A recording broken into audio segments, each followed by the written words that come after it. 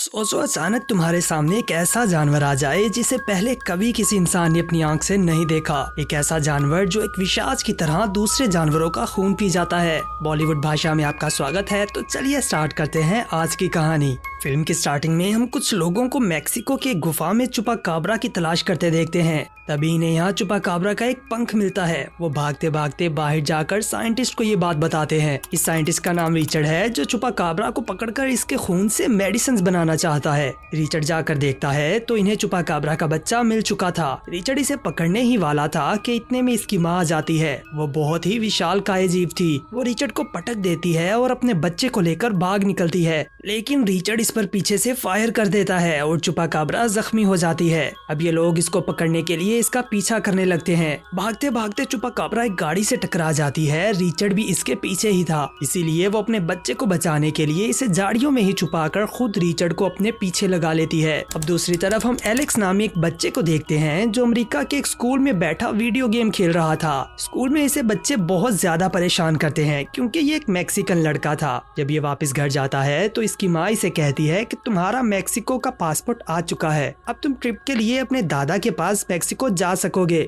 लेकिन एलेक्स को मैक्सिको बिल्कुल भी पसंद नहीं था। वो वहाँ जाने से मना कर देता है। इसकी माँ इसे कहती है कि तुम्हारे डैड भी तुम्हारे साथ मैक्सिको जाना चाहते थे, लेकिन वो कैंसर के साथ लड़ाई में हार गए। वैसे भी तुम्हें मैक्सिको में बहुत मजा आएगा। तुम्हारे दादा ने शहर से तुम्हारे कजन्स को भी तुम्हारे साथ खेलने के लिए बुला रखा है। फाइनली एलेक्स मैक्सिको जाने के लिए एग्री हो जाता है। अब हम देखते हैं कि एलेक्स फ्लाइट से मैक्सिको लैंड कर चुका था।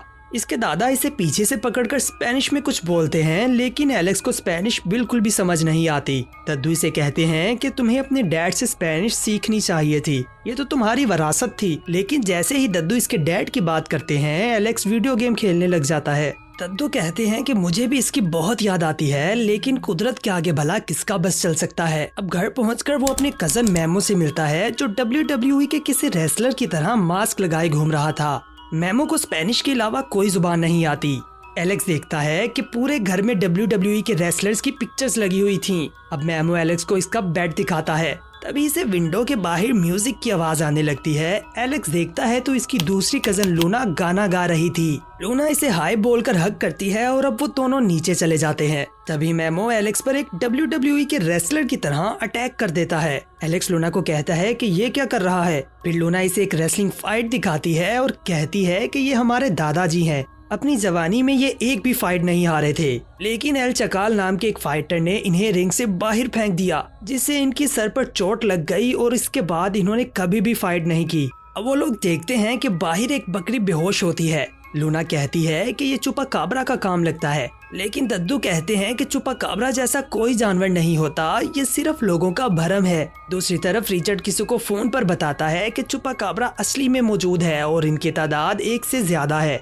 तभी रिचर्ड के पास एक आदमी आता है जो इसे कहता है कि तुम्हारे पास सिर्फ 1 हफ्ते का टाइम है चुपा काबरा को पकड़ने के लिए, वरना हम इस मिशन पर पैसा लगाना बंद कर देंगे। अब अगले दिन जब एलेक्स उठता है तो चुपा काबरा का बच्चा इसके बेड पर ही लेटा था। एलेक्स चिल्लाता है, तभी वो बच्चा डरकर यहाँ से भाग जाता है, लेकिन एलेक्स अपने कजन से ये बात छुपा लेता है। चुपा काबरा की वजह से जो इसके हाथ पर जख्म आया था वो भी फौरन से ठीक हो जाता है। फिर इसकी कजन लूना इसे रॉकेट चलाना सिखाती है और कहती है कि तुम बहुत ही खोए खोए रहते हो, अपनी जिंदगी में थोड़ा सा फन लाना सीखो। अब मेमो आकर इन्हें कहता है कि दादाजी गुम हो गए हैं, जिसके साथ ही हमें ये पता चलता है कि दादाजी को भूलने की बीमारी है, इसीलिए वो कहीं भी कभी भी निकल जाते हैं। अब ये लोग इन्हें ढूंढने के लिए निकल पड़ते हैं। पहले वो लोग इन्हें बाजार में ढूंढने जाते हैं, लेकिन कोई फायदा नहीं होता।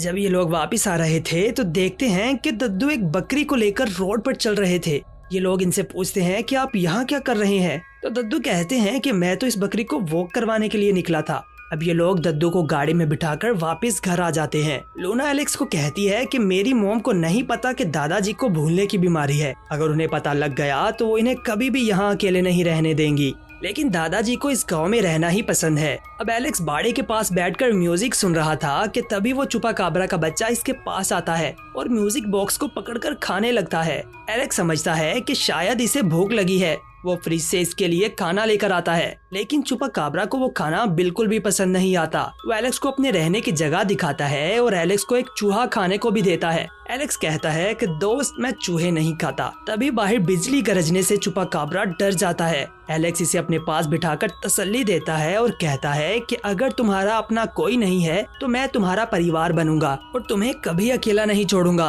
अब ये वहीं सो जाते हैं। अगली सुबह मेमो वहाँ आता है। एलेक्स चुपाकाब्रा को छुपाने की बहुत कोशिश करता है लेकिन छुपा नहीं पाता। मेमो और लूना इसे देख लेते हैं। एलेक्स कहता है कि ये बिल्कुल भी खतरनाक नहीं है। वो दोनों कुछ देर इसके पास बैठते हैं, फिर ये इस बच्चे का नाम चूपा रखते हैं। एलेक्स कहता है कि हमें इस बच्चे की रक्षा करनी होगी। तभी दद्दू आकर कहते हैं कि एलेक्स बिल्कुल ठीक कह रहा है। दद्दू कहते हैं कि कुछ दिन पहले एक अजीब सा जानवर मेरी गाड़ी से टकरा गया था। वो जीव तो रेगिस्तान में भाग गया लेकिन इसका बच्चा मुझे झाड़ियों में मिल गया और मैं इसे बचाने के लिए घर ले आया। हमें इसकी बुरे लोगों से हिफाजत करनी होगी। अब रिचर्ड को झाड़ियों में दद्दू की गाड़ी की नंबर प्लेट मिल जाती है जिससे चुपाकाब्रा का एक्सीडेंट हुआ था और वो गाड़ी के मालिक का पता लगाते हुए दद्दू के घर आ जाता है। वो दद्दू से पूछता है कि क्या आपने किसी अजीब से जानवर को देखा है। दद्दू कहता है कि मुझे ऐसी किसी चीज का नहीं पता। रिचर्ड घर की तलाशी लेना चाहता था लेकिन दद्दू इसे रोक देते हैं और कहते हैं कि मैं एक रेसलर हूँ। अगर तुमने एक भी कदम आगे बढ़ाया तो मैं तुम्हें अपने खास देसी धोबी पछाड़ का मजा चखाऊंगा।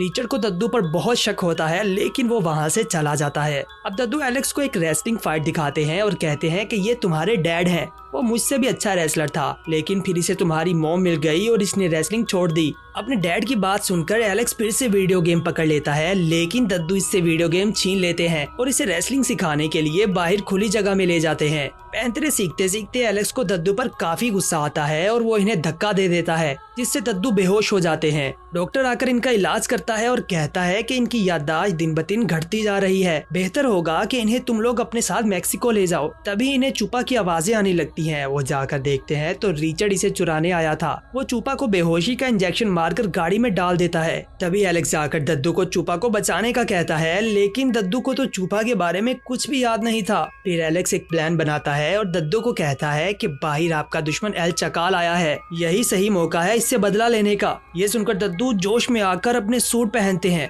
और जाकर रिचर्ड को एल चकाल समझकर एक फ्लाइंग किक मार डालते हैं। फिर ये लोग रिचर्ड की ही गाड़ी लेकर वहाँ से भाग निकलते हैं। रास्ते में एलेक्स दद्दू को चूपा दिखाता है जिसे देखकर दद्दू को सब कुछ याद आ जाता है। फिर वो चूपा की फैमिली को ढूंढने के लिए उसी जगह जाते हैं जहाँ पर दद्दू का एक्सीडेंट हुआ था। वहाँ जाकर चूपा को अपनी माँ की खुशबू आने लगती है और वो भागने लगता है। एलेक्स और बाकी लोग भी इसके पीछे पीछे भागने लगते हैं। इतनी देर में रिचर्ड भी अपने साथियों के साथ इनका पीछा करता है। वो अपनी गाड़ी को देख लेता है और इन लोगों को ढूंढने लगता है। थोड़ी दूर जाकर वो दद्दू को देख लेता है। इधर चूपा अपनी माँ का पीछा करते करते एक पुल के पास आ गया था। वो अपनी फैमिली को आवाजें देने लगता है। दूसरी तरफ से इसकी फैमिली भी आवाजें दे रही थी। एलेक्स समझ जाता है कि अब चूपा से बिछड़ने का समय आ चुका है। वो चूपा को गले लगाकर काफी रोता है और कहता है कि तुम जहाँ भी रहोगे मैं हमेशा तुमसे प्यार करता रहूंगा। फिर वो चूपा को अलविदा करता है और चूपा दूसरी तरफ चला जाता है। लेकिन तभी वहाँ एक शेर एलेक्स पर हमला कर देता है। एलेक्स अपनी जान बचाने के लिए पाइप के पुल पर चढ़ जाता है। तभी वहाँ दद्दू आ जाते हैं। वो किसी तरह इस शेर को वहाँ से भगा देते हैं और एलेक्स को बचाने की कोशिश करते हैं लेकिन पुल टूट जाता है और एलेक्स पाइप से लटक जाता है। तभी वहाँ पर चूपा इसे बचाने के लिए वापिस आ जाता है। वो इसे बचाने ही वाला था कि तभी पाइप टूट जाता है और वो दोनों नीचे गिरने लगते हैं। लेकिन सडनली चूपा उड़ना स्टार्ट कर देता है और दोनों की जान बच जाती है। जैसे ही वो दोनों ऊपर आते हैं रिचर्ड वहाँ पहुंचकर दोबारा से चूपा को बेहोशी वाला इंजेक्शन मार देता है और शॉटगन से दद्दू और एलेक्स को डरा कर चूपा को वहाँ से ले जाता है और अपनी गाड़ी में डालकर जाने लगता है। जैसे वो थोड़ा आगे जाता है चूपा की माँ इस पर अटैक कर देती है और अब की बार वो अकेली नहीं थी बल्कि इसके साथ दो और भी साथी थे। रिचर्ड शॉटगन से इनको भी डराने की कोशिश करता है लेकिन वो बहुत ही ज्यादा शक्तिशाली थे। तभी दद्दू पीछे से आकर रिचर्ड को दबोच लेता है। रिचर्ड चूपा को छोड़ देता है। फिर दद्दू इसे अपने देसी धोबी पिछाड़ का मजा चखाते हैं। चूपा भी अपनी फैमिली के साथ मिल जाता है। अब फाइनली एलेक्स चूपा को अलविदा करता है। चूपा अपनी फैमिली के साथ ही आसमान में उड़ जाता है। एलेक्स दद्दू को कहता है कि चूपा को उसकी फैमिली मिल गई और मुझे मेरी। अब एलेक्स के वापस जाने का समय आ चुका था। एलेक्स लूना को गुड बाय बोलता है और जैसे ही वो सामान रखने के लिए डिक्की खोलते हैं मेमो फिर से एलेक्स पर अटैक कर देता है। लेकिन अब तक एलेक्स भी काफी दांव पेच सीख चुका था। वो मेमो को हरा देता है। रास्ते में एलेक्स दद्दू को कहता है कि मुझे आधी से ज्यादा स्पेनिश आ चुकी है और जो थोड़ी बहुत रह गई है वो मैं अपनी मॉम से सीख लूंगा और अगर अब मुझे कोई तंग करने की कोशिश करेगा तो मैं इसे देसी धोबी पछाड़ का मजा चखाऊंगा। ट्रेन में बैठने से पहले एलेक्स अपनी वीडियो गेम दद्दू को दे देता है और कहता है कि अब मुझे इसकी कोई जरूरत नहीं। फिर वो दद्दू को गले मिलता है और चला जाता है। प्लेन में जाते हुए वो फिर से छुपा को देखता है, जो अपनी फैमिली के साथ बादलों को चीरते हुए एलेक्स को अलविदा करने आया था। जिसके साथ ही ये मूवी अपने अंत को पहुंचती है। मिलते हैं एक और नई मूवी के साथ, तब तक के लिए गुड बाय।